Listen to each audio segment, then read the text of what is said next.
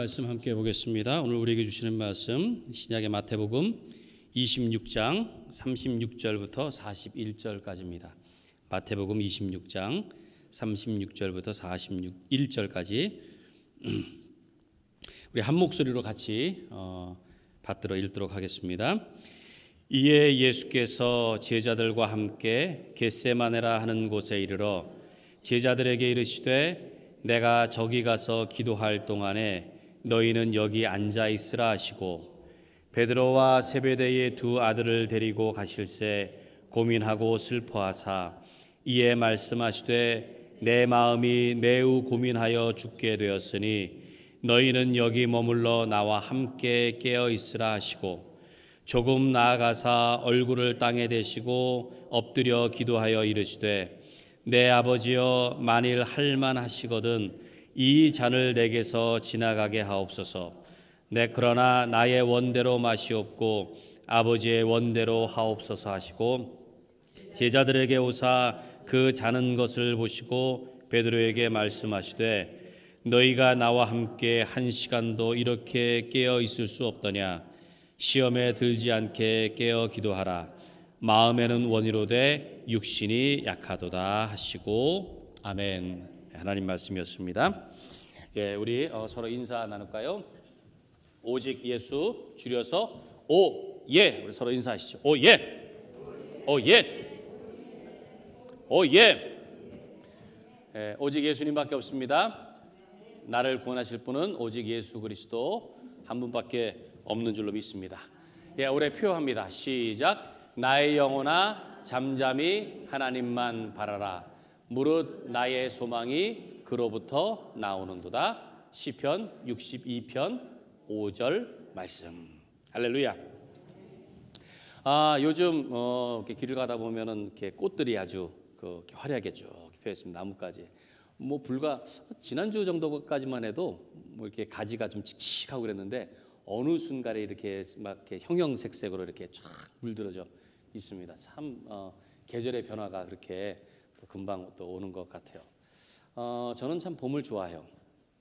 꽃이 화려하고 그래서가 아니라 이유는 단 한 가지입니다. 추운 게 싫어서. 저는 왜 이렇게 추운 게 싫은지 그래서 따뜻한 봄이 오면 날씨가 풀려서 좋은 거예요. 날씨가 풀려서. 제가 미국에 올 때 LA로 왔거든요. 그래서 LA에서 좀 이렇게 있다가 왔는데 LA가 그렇게 그리워요. 거긴 겨울이 없거든요. 그러니까 다른 게 아니라 거기는 이제 춥지가 않으니까 그래서 자꾸 이렇게 그쪽이 그립습니다. 그러니까 사람들은 다 그래요. 자기가 좋아하는 것들이 있고요. 또 자기가 이렇게 뭔가 이렇게 선호하는 것들이 있습니다. 자기가 사람은 은근히 자기애라는 게 있어요. 그래서 내가 좋고 또 내가 즐겁고 내가 편하고 내가 행복한 것 이거를 추구하게 되어 있습니다. 오늘은 종려주일입니다. 종려주일. 팜 선데이라고 그러죠. 예수님께서 예루살렘 성으로 이렇게 들어오실 때에 나귀를 타고 오셨잖아요. 근데 그 곁에 이제 많은 사람들이 쭉 모여가지고 환호를 합니다. 그때 종려나무 가지, 그걸 이렇게 흔들면서 거기서 호산나 외치면서 환영을 했던 날이에요. 예수님 예루살렘 들어오실 때에 호산나라고 하는 말, 이거는 지금 우리를 구원하소서라는 말인데요. 이거의 정확한 말이 호시아나예요. 호시아나. 근데 이 호시아라고 하는 게 무슨 뜻이냐면 구원이란 뜻이에요. 구원. 근데 이 구원이란 이 호시아라고 하는 것이 구약의 이름에 있습니다. 호세아 또는 여호수아, 이게 호시아 같은 어원이에요. 이것이 신약 시대로 오면서 예수, 그러니까 예수아 이렇게 됩니다. 그러니까 예수라고 하는 이름이 구원이라는 이름이에요. 그러니까 같은 이름입니다. 같은. 그러니까 호산나, 이 호시아나라고 한 거는 어찌 보면 이런 의미가 있는 거예요. 예수님, 당신의 이름처럼 우리를 구원해 주소서. 그런 의미를 갖고 그들이 이제 환영을 하고 있는 겁니다. 그러니까 예수님은 이처럼 그 많은 그 기대와 사람들의 그런 환영 가운데 이제 예루살렘을 향해서 가고 있는데 사실 우리가 알다시피 그 길은 사람들의 기대와는 전혀 다른 길이에요. 사람들이 기대하는 게 뭐였어요? 그들의 기대는 그게 아니었습니다. 유대 민족 해방되는 거고 옛 다윗 왕조가 회복되는 거예요. 재건되는 거예요. 그거를 위해서 지금 메시아를 기다리고 있는 겁니다. 그래서 예수님을 그렇게 생각하고 그들이 환영하는 거예요. 그러니까 그들이 원하는 방식 그런 거였는데 예수님께서 가시는 건 그들이 원하는 방식이 아니에요. 그 구원은 하나님의 방식을 가지고 가시는 겁니다. 예. 하나님의 방식은 뭐였느냐? 오히려 저주스러운 십자가를 지고 그리고 거기에 매달려서 죽는 겁니다. 그러니까 그 사람들이 전혀 생각지 못하는 거예요. 상상도 할 수 없는. 그래서 그 저주스러운 십자가에서 고통받고 멸시받고 죽는 것 이거를 예수님께서는 이미 알고 계셨어요. 이미 알고 계셨습니다. 그래서 예수님께서 그 환호성 속에서 나귀를 타고 가시지만은 사실 그 마음이 어땠을까요? 무거웠을 거란 말이에요. 마음이 무겁고 그렇게 뭐 즐겁거나 또는 뭐 환호성 속에서 막 이렇게 좋고 그러지는 않으실 거예요. 예수님도 똑같이 무의식 중에 자기 애라는 것이 있으셨을 거 아니에요. 누구나 사람들에게 있는 것처럼. 예수님도 좋고 즐겁고 편하고 행복한 것을 추구하는 그런 것이 있으셨을 거란 말이에요. 그 마음 가운데. 근데 예수님이 지금 가는 거는 그런 게 아니잖아요. 고통스럽고 멸시와 죽음 이런 거를 선호하셨겠습니까? 예수님이? 나 이제 죽으러 간다 좋아서 가셨겠어요? 아니란 말이에요. 그 마음은 그렇지 않으셨을 거예요. 그 마음이 어떠셨는지가 오늘 본문에서 우리가 그 심정을 엿볼 수가 있습니다. 오늘 본문에서.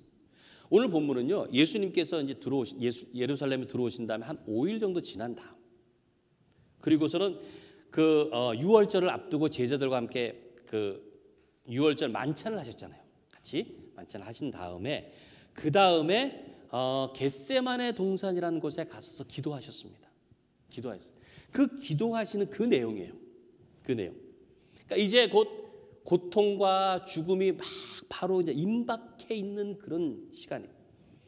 그것을 알고 예수님은 기도하러 가신 겁니다. 그 마음이 얼마나 두렵고 얼마나 무서웠는지. 자, 오늘 본문에 그것이 있습니다. 36절, 37절 말씀 한번 볼까요? 자, 이에 예수께서 제자들과 함께 겟세마네라 하는 곳에 이르러 제자들에게 이르시되 내가 저기 가서 기도할 동안에 너희는 여기 앉아 있으라 하시고 베드로와 세베대의 두 아들을 데리고 가실새 고민하고 슬퍼하사. 뭐 하셨다고요? 고민하고 슬퍼하사. 그러니까 여기서 뭐 고민이라고 하는 게 뭐 이럴까 이런 고민이 아닙니다. 그 원어를 살펴보면요. 그 마음에 낙담이 돼가지고요.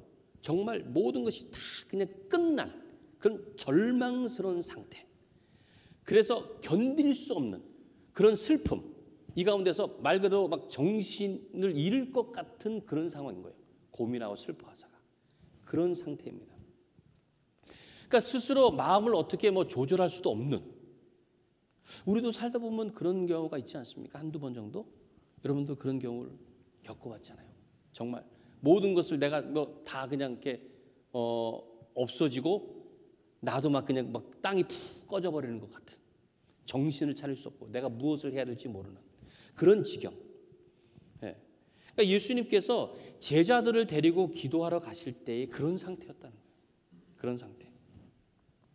너무 낙담하고 슬퍼서 마치 캄캄한 구렁텅이 밑에 그냥 탁 떨어져 가지고 어떻게 아무것도 할 수 없는.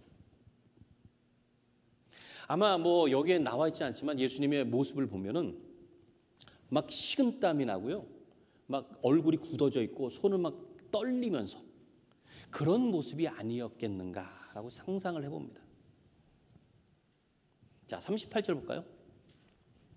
이어서 이에 말씀하시되 내 마음이 매우 고민하여 죽게 되었으니 너희는 여기 머물러 나와 함께 깨어 있으라. 얼마나 힘드셨는지 제자들에게 지금 말씀하시는 거잖아요. 제자들에게. 매우 고민하여 죽게 되었다. 매우 고민하여 죽게 되었다. 그러니까 마치 뭐 이렇게 막 지푸라기라도 잡고 싶은 심정으로 지금 옆에 있는 제자들에게 얘기를 하시는 거예요. 뭐 뭔가를 좀 이렇게 기대 보려고. 내가 너무 너무 낙심되고 너무 절망스럽고 도저히 두려워서 뭐 할 수가 없으니 나와 함께. 그런데 이 모습은 사실 예수님에게는 전혀 어울리지 않는 모습입니다. 예수님은 하나님의 아들이시잖아요. 세상의 모든 권세와 능력을 쥐고 계신 분이세요. 그런데 무슨 고민이 있어서, 무슨 두려움이 있어서 이 지경까지 되셨겠습니까? 그 마음이. 예? 보세요. 하늘의 군대를 움직일 수 있는 분이에요. 예? 바람도 바다도 다 다스리는 분이세요. 말 한마디로. 심지어는 죽은 사람도 살리는 분이십니다. 그런 분이신데 그런 분이 뭐가 두려워가지고, 예? 뭐 어떤 것 때문에 제자들에게 지금 함께 있어달라고, 제발 나하고 좀 같이 있어달라고. 그러니까 어떻게 보면 좀 불쌍해 보여요. 전문 용어로 말하면 좀 가오가 떨어지는, 그죠? 예수님은 뭐 저러실까 할 만큼 좀 모양새가 안 나잖아요. 지금 그런 모습입니다. 예수님 사역하시는 동안에 뭐 제자들뿐만 아니라 사람들이 와서 나 뭐 두렵습니다, 나 뭐 염려됩니다 하면은 뭐라 그러셨어요? 두려워하지 말라, 염려하지 말라, 그렇게 말씀하시잖아요. 그런데 그렇게 얘기하셨던 그 주님이 지금 이 상황에서는 본인이 너무 두려워하시는 거예요. 너무 죽음을 앞에 두고 너무 고통스럽고 막 두려우니까 죽을 지경이라고까지 표현을 하시는 거예요. 내가 죽을 것 같다. 다른 사람에게는 그런 지경이 왔을 때에 담대하라, 평안하라, 이렇게 말씀하신 주님이 왜 그렇게 나약한 모습을 보이실까요? 왜? 이것은요, 예수님의 이 십자가 고난이 결코 가벼운 것이 아니라는 의미예요. 결코. 단지 어떤 한 사람으로, 인간으로서 당하는 어떤 그런 고통만이 아닙니다. 온 인류의 죄를 대신 지시고요, 그리고 당해야 되는, 어찌 보면 인류에서 가장 큰 고난인 거예요. 가장 최고의 고난. 갈라디아서 3장 13절에 이렇게 말씀합니다. 그리스도께서는 우리를 위해 십자가에 달려 저주를 받으심으로 우리를 율법의 저주에서 구해 주셨습니다. 성경에도 나무에 달린 사람마다 저주를 받은 자입니다 라고 기록되어 있습니다. 하나님으로부터 저주를 받으셨다는 거예요. 저주. 예수님은 성경 잘 알고 계시잖아요. 어릴 때부터 성경을 배우셨으니까. 근데 그 성경 내용에 보면 뭐라고 돼 있다고요? 나무에 달린 자는 저주받은 것이다. 나무에 달린 자는. 근데 십자가가 나무잖아요. 그러니까 십자가에 달리면 그거는 저주받은 자예요. 저주받은 자. 십자가에 달려 죽는다는 것은 하나님으로부터 버림받는 저주라는 뜻입니다. 근데 인간의 모든 죄를 대신하기 위해서는 그 저주를 받으셔야 된다는 거예요. 저주. 그 하나님의 저주. 물론 육신적인 고통도 이 십자가 고통이 엄청났습니다. 그래서 너무 이거는 인간적으로 이렇게 해서는 안 되겠다 해서 없어졌잖아요, 결국은. 예? 육신적인 고통도 뭐 대단한 거지만은요. 그런데 다른 것보다도 하나님의 아들로서 이 땅에 오셨는데 그 아버지 되신 하나님으로부터 버림당한 거예요. 철저하게 외면당하는 겁니다. 그게 얼마나 큰 고통이겠어요. 그게. 예? 정신적이고 영적인 단절, 이것이야말로 더 고통스럽게, 고통 위에 고통을 더하는 것입니다. 견딜 수 없어요. 그래서 그것 때문에 고민하였고 슬퍼해서 죽을 지경이 된 거예요, 예수님. 자, 또 이어서 볼까요? 39절. 조금 나아가사 얼굴을 땅에 대시고 엎드려 기도하여 이르시되 내 아버지여, 만일 할만하시거든 이 잔을 내게서 지나가게 하옵소서. 그러나 나의 원대로 마시옵고 아버지의 원대로 하옵소서 하시고. 예수님 이 기도는 우리 참 잘 아는 내용이잖아요. 그렇죠? 기도를 할 때는 하나님의 뜻을 구하는 것이 중요하다는 그런 때에 이렇게 인용을 많이 합니다. 하나님의 뜻, 하나님 원대로. 근데 이 기도를 제가 이렇게 묵상을 하다 보니까 이 기도야말로 예수님의 그런 인간적인 그런 모습, 참 인간으로서의 모습, 그리고 인간의 가장 연약함을 잘 보여주는 기도가 아니겠는가 생각이 돼요. 인간의 연약함. 인간은 두렵고 또 공포스러울 때, 힘들 때 그 마음을 드러내게 되어 있습니다. 그 마음을. 예수님이 지금 그걸 드러내 보이시는 거예요. 그래서 이 기도는요, 어떤 뭐 믿음 또는 뭐 순종의 차원이라기보다는 저는 공감 또는 의지하려는 그런 마음, 이런 차원으로 봐야 되지 않겠는가. 제자들에게도 가까운 곳에 같이 좀 있어 달라고 부탁을 했어요. 그리고 같이 기도해 달라고. 그만큼 예수님의 마음이 힘들었다는 거예요. 힘들었다는 거예요. 의사였던 누가는요, 이 장면에 대해서 이렇게 덧붙여서 표현을 했습니다. 누가복음 22장 44절에 보면은 예수님이 괴로워 몸부림치시며 더욱 간절히 기도하시자 땀이 핏방울같이 되어 땅에 떨어졌다. 누가는 그렇게 표현을 했어요. 땀이 마치 핏방울이 떨어지는 것처럼 보인다. 그러니까 사람이 이렇게 몸을 얼마나 막 괴롭고 막 이렇게 몸부림쳤으면 막 이렇게 땀이 솟아나는데, 예? 그러니까 그 모세혈관이 막 이렇게 터져가지고 거기서 막 피가 같이 섞여서 나오는 것 같은 그런 모습이다. 사람이 어떤 일에 이렇게 몰두하고 어떤 일에 막 이렇게 집중을 하면 막 땀을 짜내듯이 하잖아요. 막 뭔가 막 이렇게, 예, 그런 모습. 제가 가끔씩 이렇게 뭐 어떤 일을 막 이렇게 집중해서 하고 나면은 아랫입술이 이렇게 아파요. 아랫입술이. 네, 아랫입술이. 저는 몰랐어요. 저는 몰랐는데 전에 이제 옛날 일입니다만 옛날에 왜 그럴까 하다 보니까 알게 되더라고요. 뭐냐면 제가 좀 이렇게 일을 뭐 이렇게 집중해가지고 뭘 이렇게 할 때는 아랫입술을 깨물고 이렇게. 몰랐어요. 저는 몰랐는데, 그러니까 몰랐으니까 모르는데 나중에 보니까 이게 아픈 게 얼얼한 게 집중하느라고 모르는 거예요. 집중하느라고 막 몸을 이렇게 하다 보니까 이게 여기가 그래서 아픈 거예요. 이게. 저희 집 사람이 가끔 이렇게 이제 잠을 자다가 이렇게 끙끙대는 경우가 있습니다. 끙끙대요. 끙끙대. 왜냐하면 이제 꿈을 너무 간절히 꿔서 그런 거예요. 꿈.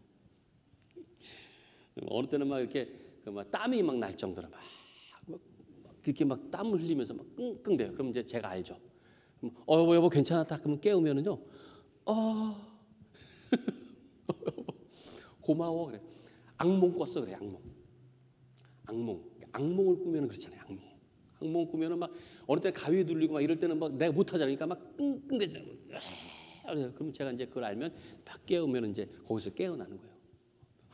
고마워, 되게 고마워요. 괜찮아, 더 자. 그러면 이제 이렇게 이제 바로 제가 이제 이렇게 악몽에서 제가 이렇게 가끔 이제 구원해주는 구세주가 되기도 합니다.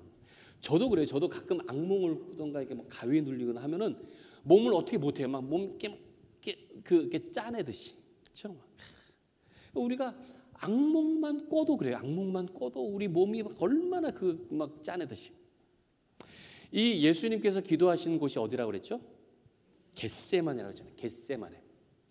겟세마네라는 그 이름은 기름을 짜는 틀이라는 뜻을 갖고 있습니다. 기름을 짜는 틀. 그러니까 그 지역이 올리브 기름을 짜내는 그런 곳이었다는 거예요. 근데 겟세마네라는 이름을 굳이 거기다 넣은 이유가 그게 같은 의미입니다. 예수님께서 마치 기름을 짜내듯이 온 몸에서 그냥 그 고통과 두려움과 그 슬픔 때문에 온몸을 짜내. 온몸 짜내. 그렇게 기도를 하셨다. 그런 고통 가운데. 우리는 기도할 때에 우리는 상황을 바꿔달라고 기도합니다. 어떤 상황이 됐을 때 이게 힘들고 어려우니까 내가 불편하고 내가 참을 수 없으니까 이 어렵고 힘든 상황으로부터 벗어나기 위해서 우리는 기도하잖아요. 하지만 예수님은 상황을 바꿔달라고 기도하지 않으셨어요. 상황을. 왜 그러셨어요? 만약에 상황을 바꾸면은 물론 뭐 죽지 않을 수도 있고 고통받지 않을 수도 있습니다. 근데 그렇게 하면은 하나님의 뜻은 이루어지지 않기 때문에 그래요. 그러니까 내 뜻대로 마옵시고 아버지의 뜻대로 하옵소서. 그렇게 기도하시고, 이 겟세마네 기도가 오늘 본문에 이제 한 번만 나왔지만 3번을 하셨습니다. 3번. 같은 내용을 가지고 3번을 하셨어요. 그러니까 얼마나 간절하셨으면 3번을 같은 내용을 가지고 기도를 하셨을까요? 만일 할만하시면 이 잔을 내게서 지나가게 하시옵소서. 그러나 내 원대로, 내가 바라는 대로, 내가 좋아하는 대로, 내가 편한 대로 그렇게 절대 하지 마시고 하나님의 뜻대로, 하나님 원대로 하시옵소서. 그렇게 기도하시고, 그렇게. 이 십자가의 고난과 죽음이 얼마나 감당하기 어려운 일이었는지를 짐작하게 하잖아요. 얼마나 힘드셨으면 그렇게까지 기도를 하셨을까요? 하나님의 아들이시기 때문에 세상의 구원자의 이름으로 오셨기 때문에 그 길을 피하지 않고 그대로 받아들이신 겁니다. 그 길을. 예수님의 이 겟세마네 기도는 상황을 바꾸기 위한 기도가 아니에요. 오히려 그 상황을 받아들이기 위해서 기도하셨다는 거예요. 하나님의 뜻이 이루어지도록 내맡겨드리는 그런 기도였다는 겁니다. 자, 40절 41절 봅니다. 제자들에게 오사 그 자는 것을 보시고 베드로에게 말씀하시되 너희가 나와 함께 1시간도 이렇게 깨어 있을 수 없더냐. 시험에 들지 않게 깨어 기도하라. 마음에는 원이로되 육신이 약하도다 하시고. 예수님의 이런 마음을 사실 제일 많이 이해해야 할 제자들이 지금 뭐 하고 있습니까? 피곤해서 잠이 들었어요. 아마 뭐 처음에는 그런 마음을 이제 아니까 같이 기도했을지 모릅니다. 근데 피곤함 때문에, 그러니까 마음의 소원보다는 육신이 약하기 때문에 그렇다는 거예요. 육신이 약하기 때문에.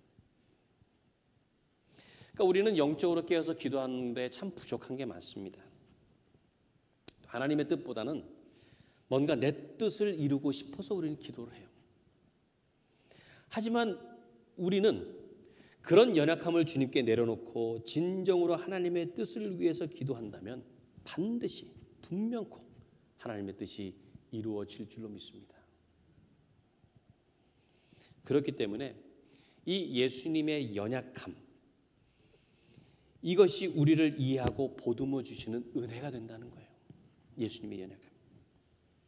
우리의 연약함을 아시고 우리의 부족함을 도와줄 수 있다는 거예요. 만약에 예수님께서 기도하실 때에 만일 하실 수만 있다면 이렇게 얘기하지 않으시고요.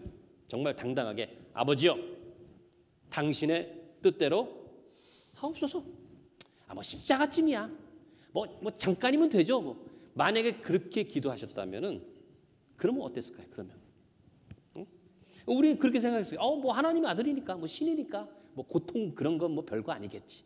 우린 그랬을 거 아니에요. 하나님께서 예수님께서 당당하게 이렇게 탁 죽여주셨으면 멋지게. 근데 그게 아니에요. 너무 두렵고, 너무 무섭고, 너무 약한 모습으로 죽으셨다. 그렇기 때문에 우리의 연약함, 우리의 부족함, 우리의 두려움을 아신다는 거예요. 그래서 그 주님이 아신다는 거예요. 독일의 신학자였던 디트리 본 회퍼 목사님이라는 분이 있습니다. 이 목사님 사진이에요. 반나치 운동을 하시다가 잡혔어요. 그래서 감옥에 갇혀서 약 2년 정도 그렇게 감옥살이를 하다가, 그리고 당시에 독재자였던 히틀러가 명령을 내려서 결국은 사형에 처해지게 됩니다. 근데 그렇게 순교를 이제 당하기 전에 그 감옥에서 이렇게 글을 썼던 것들이 있어요. 기도문. 근데 그 중에서 일부를 제가 읽어 드리려고 합니다. 죽음을 앞둔, 이제 곧 내가 죽을 것이다. 그것을 앞둔 이 본회포 목사님. 그 목사님의 심정을 여러분들 한번 좀 생각하시면서 함께 기도를 들으시길 바랍니다. 오 하나님, 이른 새벽 제가 주님을 바라보고 옵니다. 저를 도와주시어 기도하게 하시고 오직 주님만을 생각하게 하옵소서. 혼자서는 기도를 할 수가 없습니다. 제 안에는 어둠이 있지만 주님과 함께 거기엔 빛이 있습니다. 저는 혼자지만 주님은 저를 떠나지 않으십니다. 제 가슴은 연약하지만 주님은 언제나 강하십니다. 저는 쉬지 못하지만 주님 안에는 평안이 있습니다. 제 안에는 고통이 있지만 주님 안에는 인내가 있습니다. 주님의 길을 저는 알 수 없지만 제가 가야 할 길을 주님은 아십니다. 주여, 주님은 저처럼 가난하셨고 비천하셨고 저처럼 체포당하여 친구들로부터 격리되셨습니다. 주님은 인간의 모든 비통함을 아십니다. 제 안에, 저의 고독 안에 주님이 계십니다. 주님은 저를 잊지 아니하시고 오히려 저를 찾아내십니다.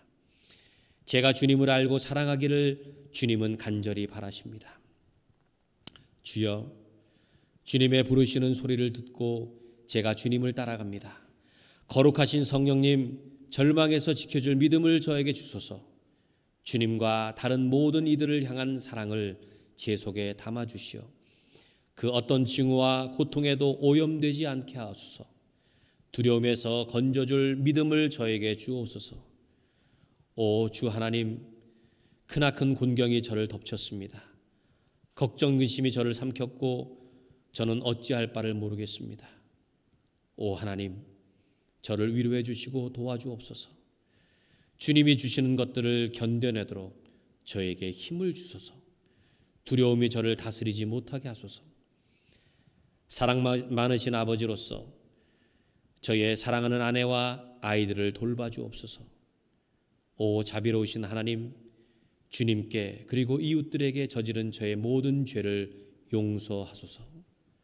주님의 은총을 믿어 의지하고 제 생명을 온전히 주님의 손에 맡깁니다.